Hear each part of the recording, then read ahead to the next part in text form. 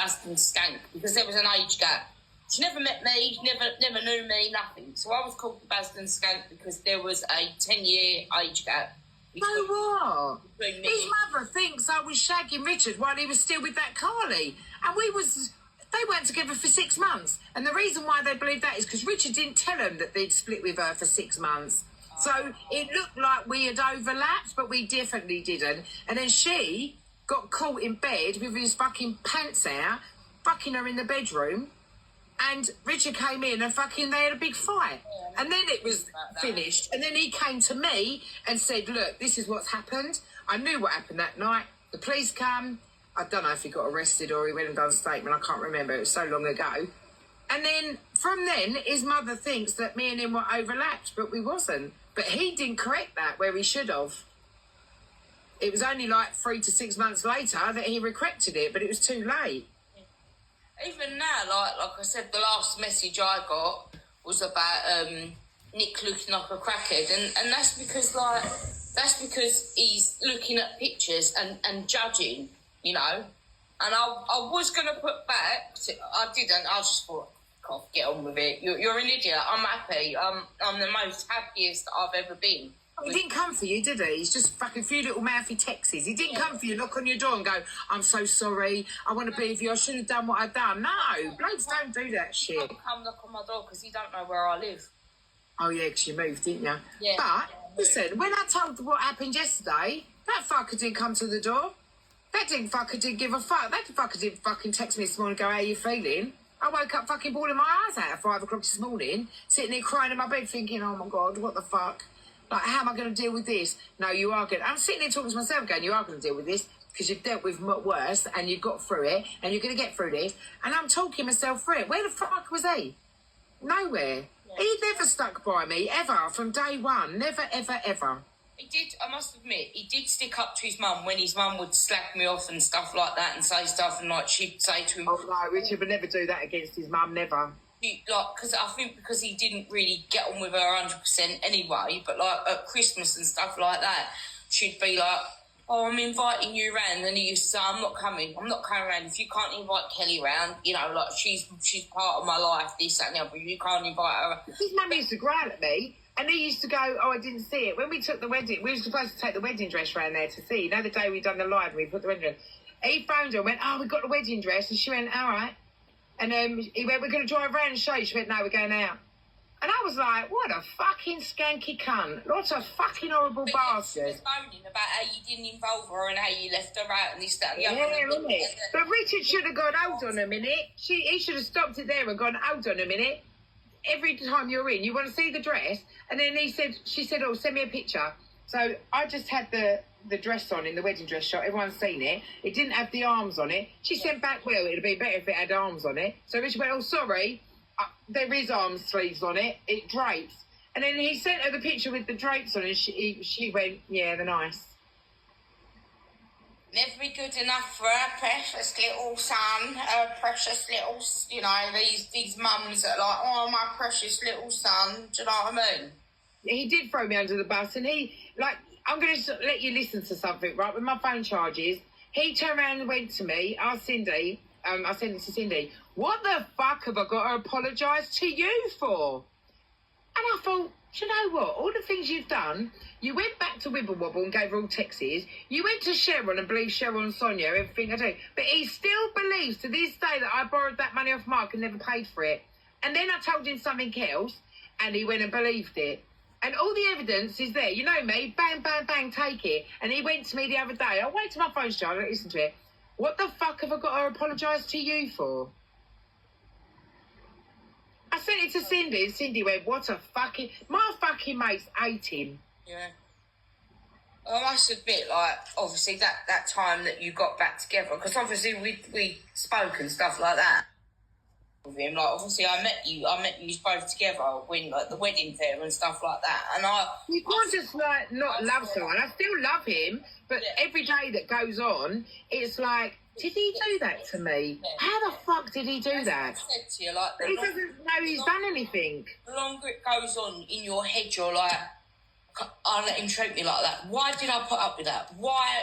Like, and you get to a point where because I always said, I don't want to be with him, but I kept saying to my best mate, I've got this terrible feeling I'm always going to love him.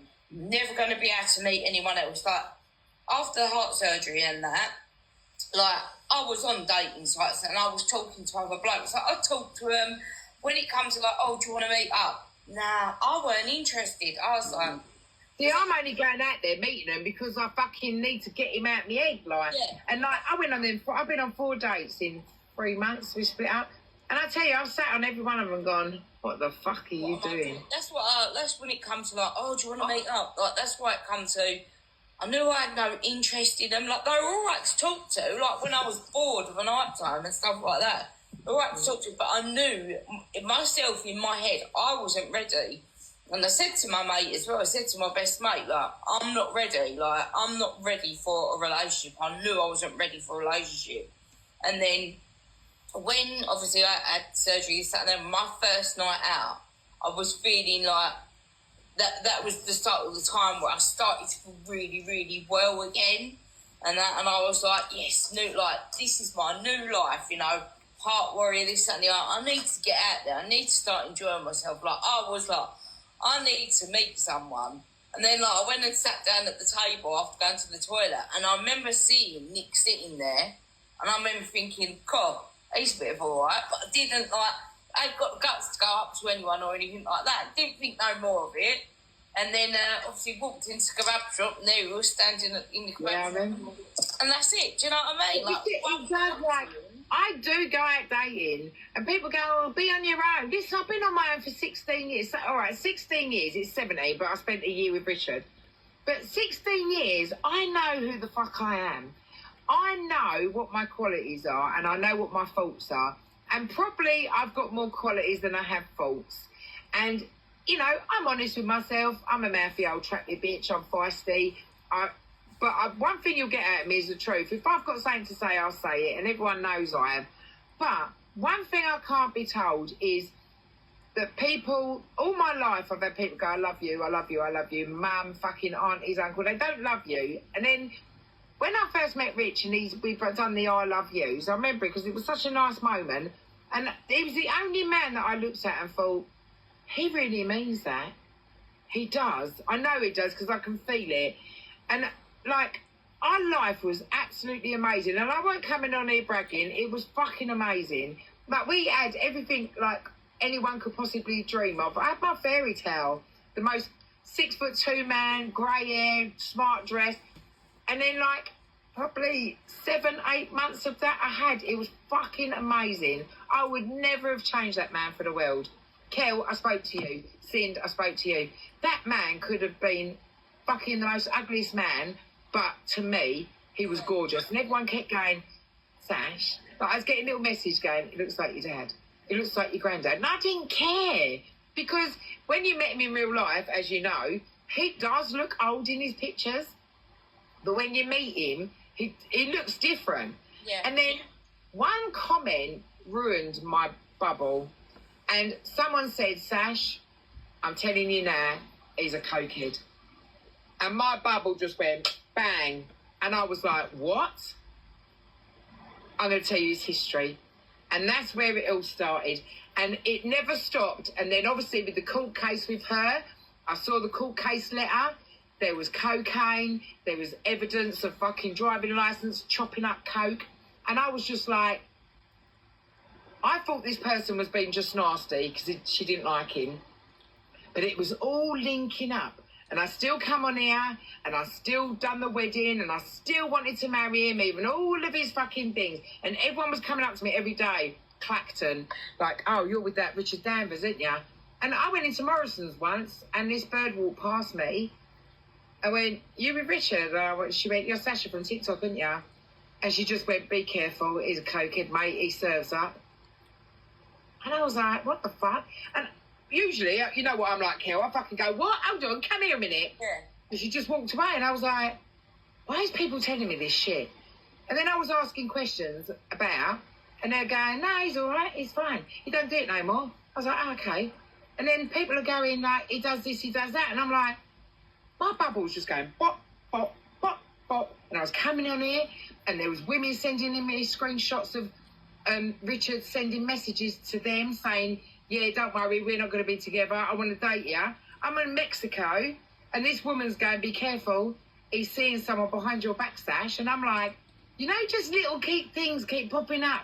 And I was sitting beside the pool, and I thought, do I question him or just leave it? And by that time, we'd really, like, it was just 10 days in. And I thought, I'm going to leave it. So I turned my phone off, and then literally 2 days, and then I started going live again. And then Mike came up, and Mike was lying about, I'd asked him to go to Mexico, and he went, did you? And I went, no, never, no. Because he was lying, he thought I was, but I never asked Mike to go to Mexico. Mike told me to drive up to Mike's house, 2.5 hour drive to Peterborough, to come back and take me to Gatwick. Now, I said there's no point for that because I've been driving 2.5 hours up there, come back to Gatwick, for to go back up there. Yeah, like, he's telling me he wants to be better than me. He loves me. Every weekend I go down there. Last weekend, I had to keep it really quiet where I was going. I said I won't do nothing last weekend, but I did. I went down to the lodge on my own. But he's still turning up. This is a joke. But you know what? His mother slags me off constant. His uncle watches my live every time I'm on live. He's probably watching this now. He goes running back to his mother. Yes, fat cunt. Fuck off, you dirty little skank. He goes back to his mother and goes, well, guess what? Sharon said this on live. And goes back. The whole family is snidey. They all talk about each other behind their backs. And then they go, oh, yeah, she's an horrible one, that one. She's a wrong one. You had major lucky escape from that. Well, why can't he just tell me? I'm not with him. Why can't he just tell me he's been sleeping with this bird? But he can't. He's just constantly lying. I said to him at the lodge the other day, I said, you're not fucking allowed to lying. do anything else. All he knows is how to lie. He tells one lie from another lie from another lie from another lie. That's why. But I said, didn't it, Rick, honestly...